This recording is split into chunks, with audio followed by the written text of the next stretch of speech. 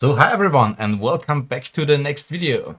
In this video we will take a closer look how we can work with pen and paper if we prefer working with physical elements rather than using digital drawing tools as we have seen in the last videos.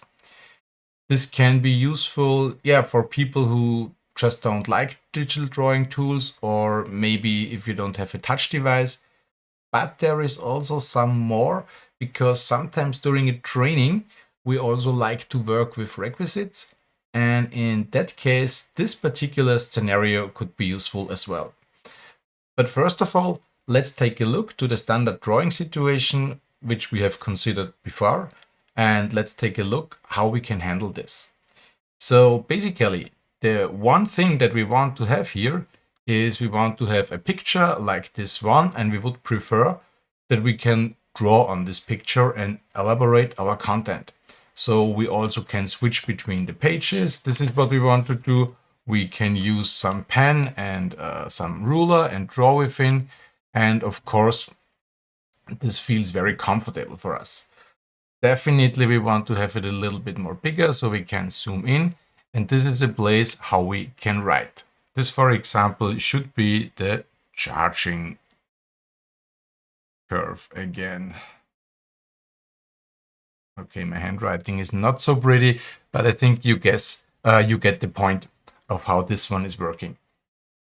Besides the elaborations that we have considered so far, some of you also might love to draw on paper instead of digital tools. So of course it's also possible, as we see it here, to elaborate some sketch notes.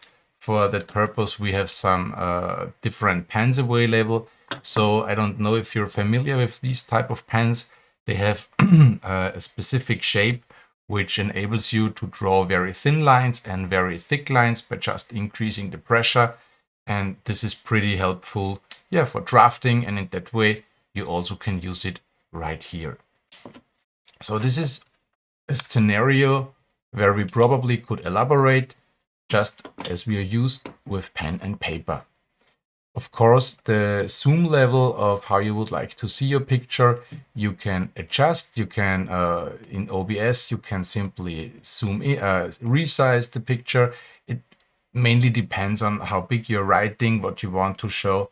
Basically, you have all the options available that you know from OBS already.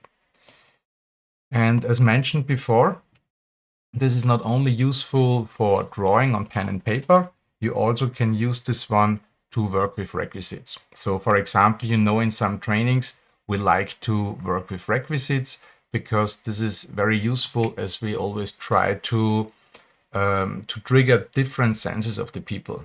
In an on-site training, we would use requisites to give them a round, let people touch them, feel them. And the funny thing is, from a psychological point of view, that the people in the audience, they don't really need to have the things in their hand. They already get an idea of what it's about by just seeing how I can touch it. So I can show that there is some weight and there is a blocker in the road. And here we could discuss what happens if the car, for example, drives around this block, and how the mass is driving the car in this direction. Of course, you could also illustrate this one in PowerPoint. You could make an animation or whatever, but it triggers a different sense if you really act with physical requisites, even though people don't really need to have them in their own hands. So this is something what is pretty cool in the setup that we have here. You not only can use it for writing and drawing, you also can use it for working with requisites. As you have seen, I'm working already with a green screen here. We will come back to the technology, but this is not mandatory necessary. Sometimes it's also okay if you just use a real video and present something to the people. This is also working pretty fine. Okay, so this is what we can do. And now we come to the question that probably drives you around now. How do we realize something like that? So basically, first of all, what we need is, in the basic setup, we need to have camera, pen, and paper. That's the basic thing. And for this setup, we have basically 3 different options. So the first option is probably the, I don't want to say most professional one, yeah, but the most dedicated one for this point. It's the usage of a document camera. So such document cameras basically appear to the computer as if they are a simple webcam or a camera, and they are specifically built for filming some pictures, some documents. Typically, they have some integrated lighting, but the price goes from a range from, I just took a look in the internet, found things from 80 up to 400 euro. But I guess if you work with a document camera, you shouldn't take the cheapest one, because I could assume that the cheapest one is not very good with lighting. Maybe there is not a stable stand for it. So yeah, it's up to you. There is a big range, whatever you like. If you don't want to invest so much money, then an alternative scenario would be that you just use a webcam that you maybe already have and combine it with some flexible mounting. This is basically the setup that I'm using at the moment. So as you can see here, here is just a webcam which is mounted on such a flexible element here, and this is filming basically my document, and that's it. So I don't need to buy new equipment. I just used the second webcam that I already have, that I normally use during drawing when I switch the camera. So that's not a big deal. That's easy, cheap, fast, and it works pretty well. If you don't have a second webcam, then maybe you could consider to use your smartphone as a camera, which is also a nice idea. So in the smartphone as the camera, what you basically do is you install an app. There are plenty of them out on the market. Maybe if you already bought XSplit Wecam, then Wecam is capable of using your smartphone as an input camera. Or one of the most well-known tools, I guess, here is Epoch Cam from, I think it's Corsair or Elgato, I don't know. And basically when you install this app on your smartphone, and what happens next is that your smartphone, of course, it films your document, and then the smartphone connects via Wi-Fi or Bluetooth to your computer, and your computer takes the picture from the app, and it deals with the picture as if it is the picture of a smartphone, of a webcam. So basically you just change the webcam, which in fact is the smartphone. So this is a nice solution if you maybe have an old smartphone around that you can use. Then you only need the app, which is not that expensive. I think it's around, I don't know, 10 euro or something like that. So it's not so much. And to mount your smartphone, there are plenty of tools available. So such very cheap clips that you just can put on any tripod that you have. And probably you have one or two when you do it, when you're into remote trainings. And that's it. And you already have a setup which enables you to capture your documents and bring them to the screen for your trainings or teachings. So these are basically the 3 options. I think all of them will work out. I've tried all of them. My favorite is the second one, but it's a matter of taste and a matter of how much equipment you want to spend. Yeah, and this brings me to the last point. I also have a pro tip for you. And the pro tip is, as you have seen when I was playing around with the requisites before, the pro tip is that you could consider to make use of such a green screen mouse mat, which is available for around 20 euros or something like that. And then basically you can apply the same concept as you maybe use for your webcam to get you in the picture without a background. And this makes it, yeah, it makes it very nice. The only thing here is, if you want to work with the green screen, you need to take care of the lighting, of the light, just that you don't, to ensure that you don't have any shadows or something which could compromise the green screen, the chroma filter from the green screen functionality.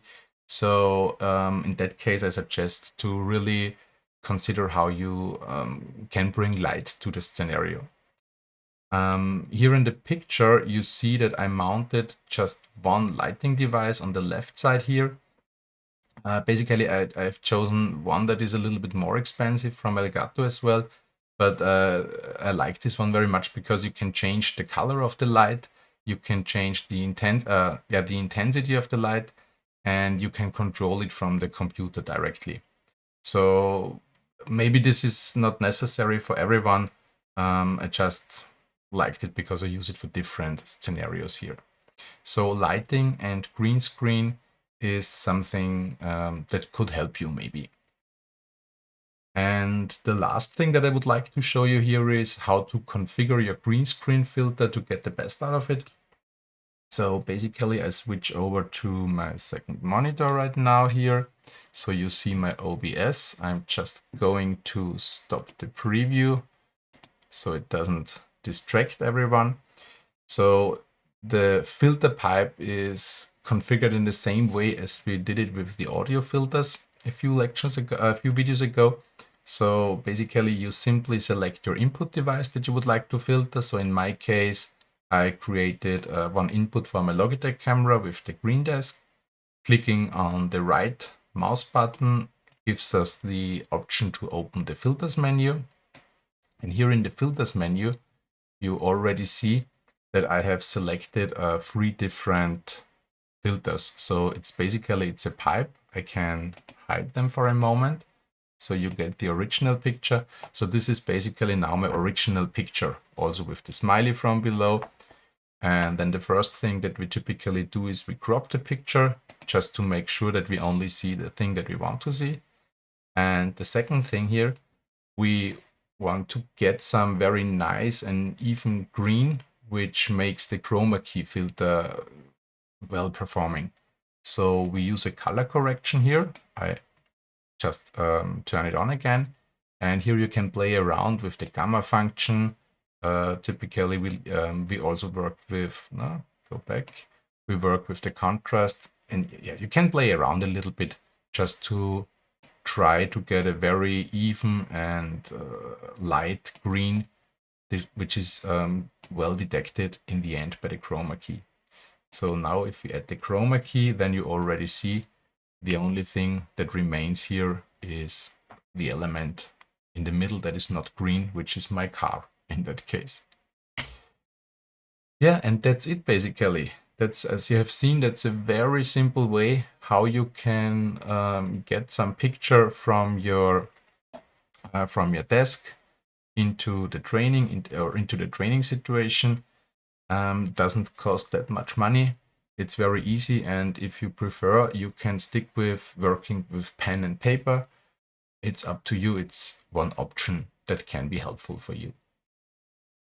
Okay, and this was, I guess, the last video on the topic of drawing. And then I will only add one more video where we will summarize this. And yeah, and then let's see what this means for training and how we can reflect on this in terms of the tactics and stuff. So see you in the next video and enjoy experimenting.